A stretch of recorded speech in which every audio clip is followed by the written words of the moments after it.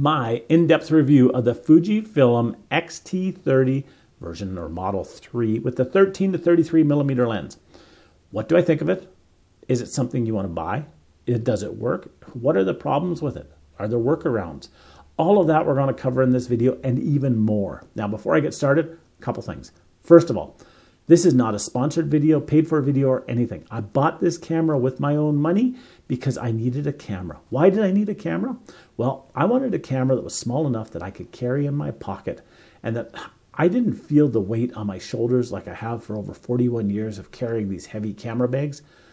And the FujiFilm X T30 was perfect. It was absolutely perfect. The size, the weight, and everything was perfect. And one last thing, who am I? Why do I do these videos? What do I know about photography? My name is Mike Patterson, and I have been a professional full-time photographer for over 41 years, located in Western Canada, shooting thousands upon thousands of assignments, from weddings to grads to commercial to real estate to working for newspapers and magazines. You name it, I've shot it. Also, I own and operate a photo lab here in Western Canada, and I print for, well, from beginners to professionals. I also mentor photographies, and I also sell my nature and wildlife work. So everything I do is based around photography. And I love photography, but I'm getting really tired and I'm getting really old, and carrying a lot of stuff with me is just not something that I find fun. So I'll put some posts up here and some other videos I've done, and you can watch those. But I was looking for a small camera. And when I saw the X-T30 with the 13 to 33 lens, it looked perfect. So I went out and bought one. So what do I think of it? The good, the bad, the ugly. Well, let's get into the good. The really, really good. The stuff you cannot even complain about. The size of the camera and the lens, that little package, it's amazing. It's tiny, it's small.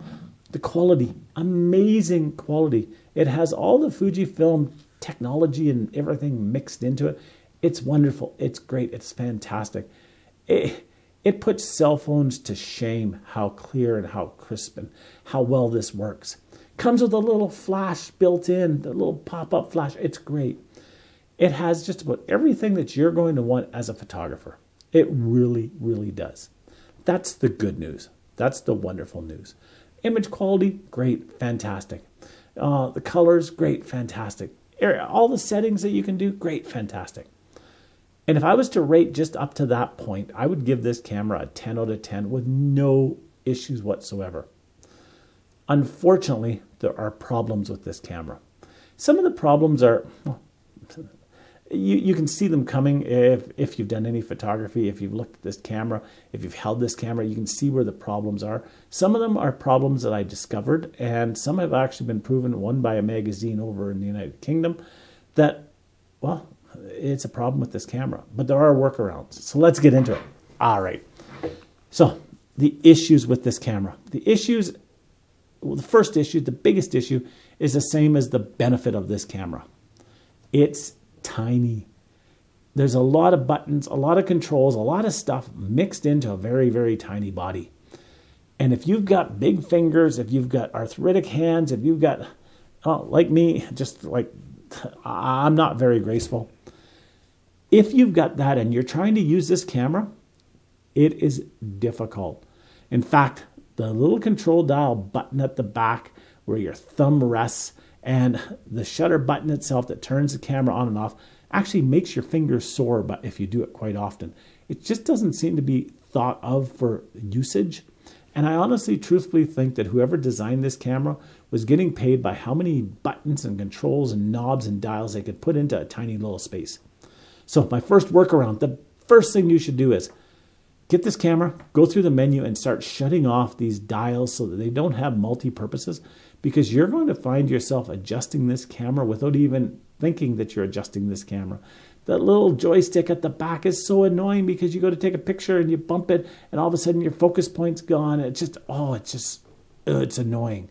But if you go through, you can customize this camera to be perfect for you. So I strongly recommend that. Strongly recommend it. All right, the next thing, and it's not a big thing, but it is what it is, and I'm honest about it.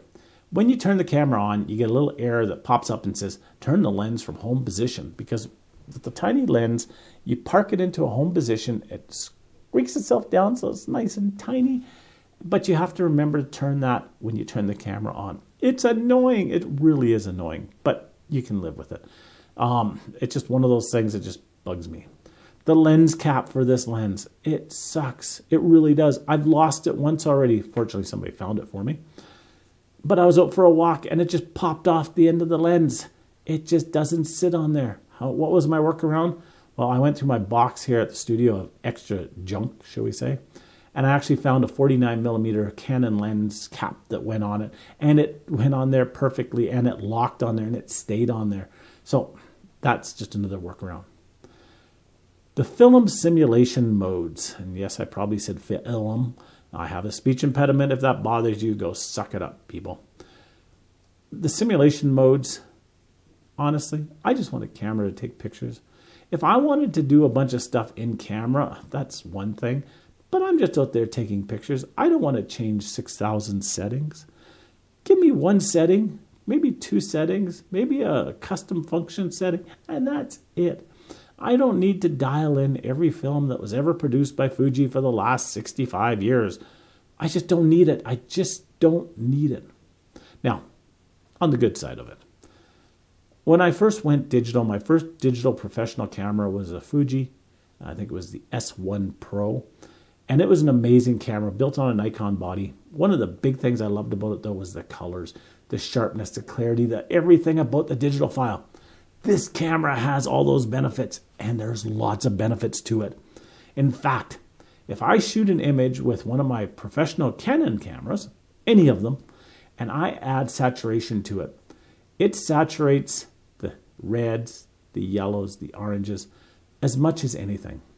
On the Fuji, when I add saturation to it, it saturates the blue and the greens more. So you have to actually go in and tweak the files a little bit differently than you would with another camera. But they're so clean and they're so, it's just, I love Fuji for that. Now, what about other stuff with this camera? I've already talked about the flash. The flash is tiny, the flash is little, but it works. The little LCD screen at the back. It works. It doesn't pivot. It works. But again, I'm trying for a camera that's light, not that has every function and feature. So I'm able to live with that. Everything else about the camera itself for taking pictures I found was great, with the following exception. And this was a big one. This I posted on different forums, different groups, different everything. We've been trying to figure out what causes it. And that is any pictures shot with this camera on the mechanical shutter below 1/200th of a second tend to have some blurriness to it. And the blurriness goes from a little bit of blurriness up to a lot of blurriness. And the only thing that I've been able to nail it down to at this point in time is the camera is not dampening the shutter enough. And that vibration of the shutter opening and closing is causing movement in the camera body. In fact, when I went and took a picture and I held the camera really still, as soon as you hit the shutter, you can feel the slightest vibration start. When the shutter opens and then closes, the vibration enhances. If you were to take another picture right after it, and then another picture, then another picture right after it, one after the other, the vibration intensifies. And I think this is the problem. And I think that it's something that is not able to be overcome with the way they built the body at this point. But you can overcome it if you use the electronic shutter. Now, when I posted it, that was one of the first suggestions that people gave me. Use the electronic shutter and you won't have any more problems. True. 100% true. Other people said use the first curtain, this setting and that setting. True. A lot of those did work, but they each came with their own issue. And this is one reason I'm still considering whether I'm going to keep this camera.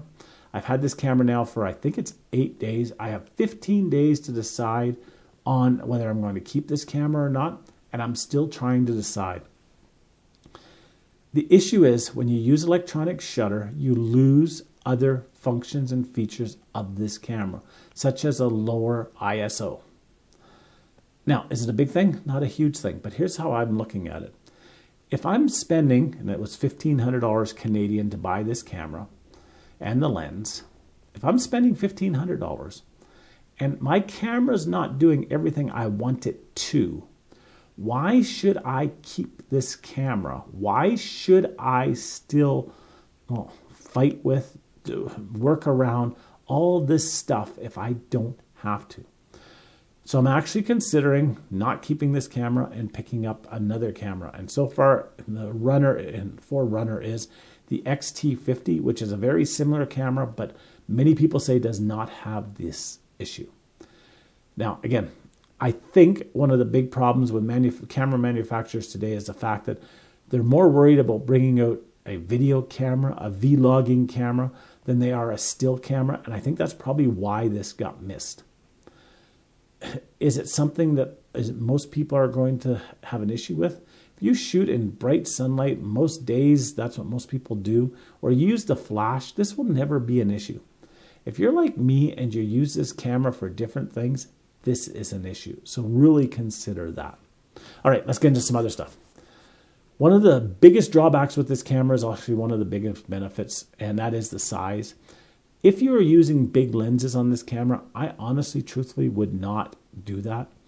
I just find it so awkward to hold with the buttons and with the size of the camera and everything. I would get myself a bigger camera if I was using bigger lenses on a regular basis. But for the small lenses, this camera seems to work amazing with that. Some of the other problems with this camera. All right. This is small, this is tiny, but it's a big problem to me. And that is it comes with one battery and no charger. So if you want to charge, and that's why I haven't been holding the camera, because the camera's actually sitting here beside me and it is charging. I don't know if you could even see that. It's hooked up to my computer right now via USB so it can charge, because you can't charge the battery separately. You have to charge the battery in camera. And to me, that is annoying. Now, so far, as long as I keep charging it on a regular basis, and I've got it plugged in now charging, it should be done in probably another 20 minutes. It'll be fully charged again. As long as you keep it charged all the time, I don't find the battery an issue. So, do I recommend it? Again, 10 out of 10 for most things, but be very careful. That movement, that vibration, that shake, that blurriness is a huge problem. And if you're looking for a camera that you can shoot at all different apertures, all different settings, all different whatever, that's a big issue. Now, one last thing, and I've left this towards the end because I really don't think it's a drawback and I really don't think it's a benefit, but that is the stabilization. This camera and lens combination comes with in-lens stabilization, not in-body stabilization, but the lens is stabilized. Now, for most shooting that you're going to do with a 13 to 33 millimeter lens, you're going to be able to handhold that without any stabilization in most situations. The benefit of the stabilization is in lens or in body stabilization is you can shoot it a little bit slower and still get a sharp picture. But beware, it is not going to stabilize like some of the newer cameras with in-body image stabilizing. So if you are again looking to put on the big lenses, I would be very careful with this, and you're going to have to make sure the lenses that you do buy for this camera have stabilization in them. So if you're buying a lens that doesn't have stabilization, thinking that your camera body has it, this one does not. But honestly, again, with this lens, with this camera, I really don't see it being an issue. So I hope that helps. I hope that gives you a bunch of information. Like I say, I really like this camera. The few things that are wrong with it, the few things that annoy me, I hope I can get over. The one big thing is with that vibration, that may cause me to go out and get another camera and replace this one already. But we'll see. So until next time, have a great day. Get out there, take some amazing pictures, and we'll talk to you soon. Bye-bye now.